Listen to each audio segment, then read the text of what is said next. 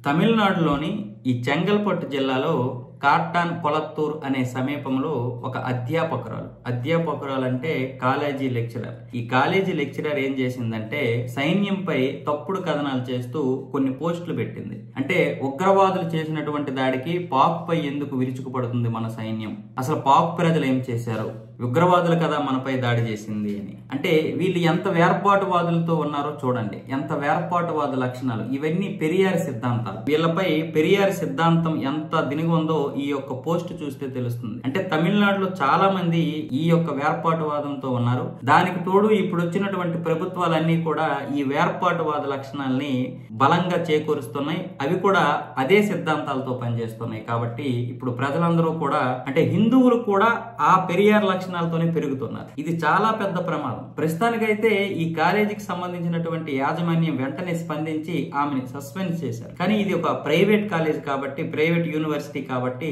ఆవిడ ఇంకొక దగ్గర చేరొచ్చు. ఈవిడ పేరు లోరా. అంటే వీళ్ళు ఏ విధంగా ఆలోచిస్తున్నారో మీరే చూడండి. పాకిస్తాన్ గురించి వీళ్ళకి ఆ మాత్రం ఐడియా ఉండదా? ఇప్పుడు ఉగ్రవాదులే కదా మనల్ని పేరడిగి మరీ చంపారు. మరి ఉగ్రవాద స్థావరాలపైనే కదా భారత్ విరుచుకుపడింది. అంటే ఈ మాత్రం తెలియదా అంటే తెలియక కాదు. అంటే ఏదో ఒక విధంగా వీళ్ళు పాకిస్తాన్ని సపోర్ట్ చేస్తూ భారతదేశాన్ని తిట్టాలి. దీనివల్ల మేము ఒక పెద్ద కమ్యూనిస్టులు అనుకుంటారో, లేకపోతే లెఫ్టిస్టులు అనుకుంటారో, లేకపోతే సంఘకర్తలు అనుకుంటారో తెలియదు కానీ కొంచెం బిల్డప్ ఇస్తారు, తర్వాత బొక్కబోర్లా పడతారు. ఈ సాయి పల్లవి మాదిరి. ఇంతకు ముందు సాయి పల్లవి కూడా పాకిస్తాన్ సైనికులంట మన వాళ్ళని టెర్రరిస్టులుగా చూస్తారంట.